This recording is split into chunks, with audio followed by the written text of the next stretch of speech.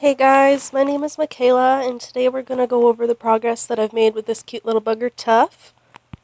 Right now I'm just showing that he stands to saddle, and he does stand for me very well, and he's easy to move around if I need him to, if I get all backwards like I did there. And even if there are distractions to set him off like that cow there, he looks at it, but he doesn't feel the need to move his feet to actually be facing it, which is really nice, so he stands for me very well. And while I finish up saddling here, I'll go ahead and explain a little about TQA, Training Quality Assurance. It's basically a set of standards that you should expect when you get a horseback from a trainer. Like standing to saddle is something that you should expect when you get your horseback from 30 or 60 days from a trainer. And among a few other things like load up into a trailer or lope in a straight line outside, and a few other things that we will be going over throughout these videos as his training progresses. In this particular video, we're going to be looking at groundwork in phase 1. In this training program, we start with groundwork and it goes through phase 1, 2, 3, and 4 is when we finish them out. But right now, we're just going to look at the first 2 phases there and look at how he's doing. So far, he's been great. He's real gentle. My biggest problems with him is just that some things weren't transferring from being on the ground and in the saddle, but we've gotten over a lot of that so far, and I'll probably get into that a little bit later into the video. And breathing some life into him, that's also getting a lot better, and also accepting the bit, as you can see. Mostly just when I go to move the bit into position where it's easy for it to slide into his mouth is when he does not like his nose touched.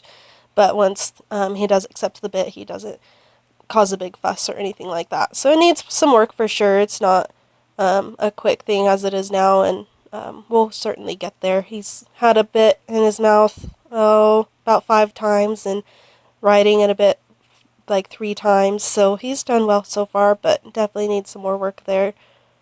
He does, however, stand quiet with the bit in his mouth. He doesn't fuss with it at all, which is really nice. Here we are starting groundwork, and what we're looking for is horizontal direction. You see that hind inside foot stepping out in front of that outside hind foot.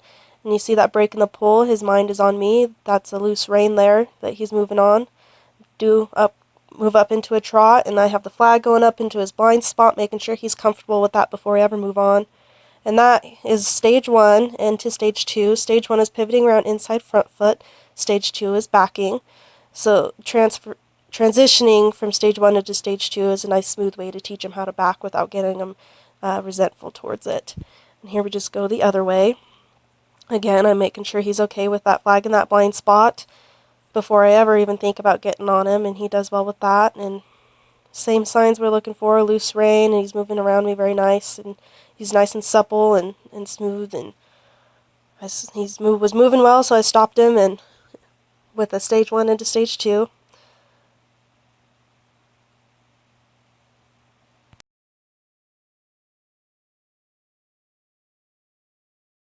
And here I'm going to ask for a stage 1 turning away from me, and the main purpose of that is to kind of try to catch his eye from the other side, to kind of get that left eye, right eye kink worked out, make sure again that if he sees you out of the opposite eye when you get on him, that he's going to be okay with it.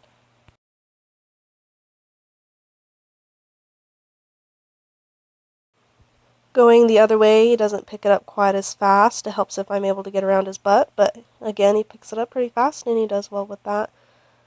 Leads pretty well with the snaffle considering he hasn't done it very much. Next I'm going to look for a stage 1 from a stand. I'm going to cue with his face and putting my hand there towards his flank where my foot would be if I were on his back.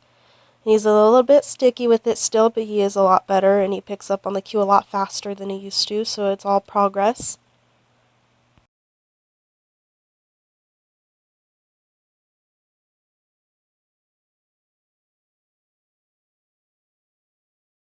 Here I'm making sure he's okay with me putting my weight on him, and right now I'm just going to be up on his side. See, I don't even have my whole butt on there, and I'm just going to ask for stage 1 on his side. I ask for it a couple times just to make sure that he's got it. Move on over to the next side. A good thing to do is to move your saddle back and forth to kind of make sure they get a good stance and they brace themselves so that when you get on they're not falling everywhere. And this is a great in-between from doing this on the ground and then actually getting on. This way, when you're starting out, you're not committed. If they start to kind of be really unsure and want to go AWOL, you can just come down, and so the situation doesn't escalate. So it's a good transition. And that right there was showing Stan to get on, which he stands well for me as well and lets me get all situated, doesn't go till I cue.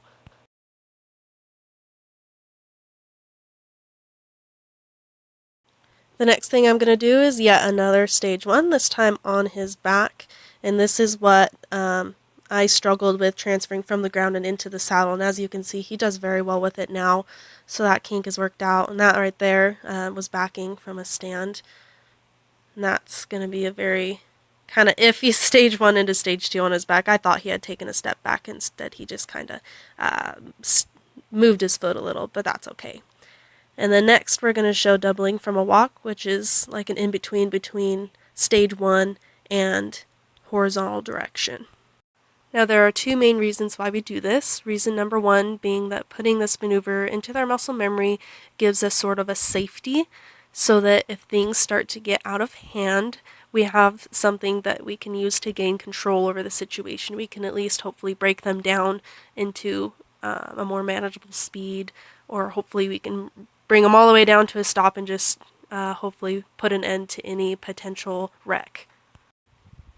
Reason number two is this is how we're going to waller around and steer for a little while as they figure out what the pressure on that bit means. So, it's kind of a really exaggerated churn using your entire body, your legs, you're cueing with the rein, and you're using your weight. And going from that to plow reining to then something more subtle, it's actually going to be how you're going to ride in the end. But here is doubling at all speeds, and those are the main reasons why we do this. And our last little detail here, which is another standard, TQA standard, is being able to pick up their feet. And here I show being able to pick up all 4 feet. It could use a little bit of work on him. He picks them up. He doesn't always want to keep them up, but I will continue working on it. He's a great horse, and I've had a lot of fun with him, and I look forward to seeing how far we get. And yeah.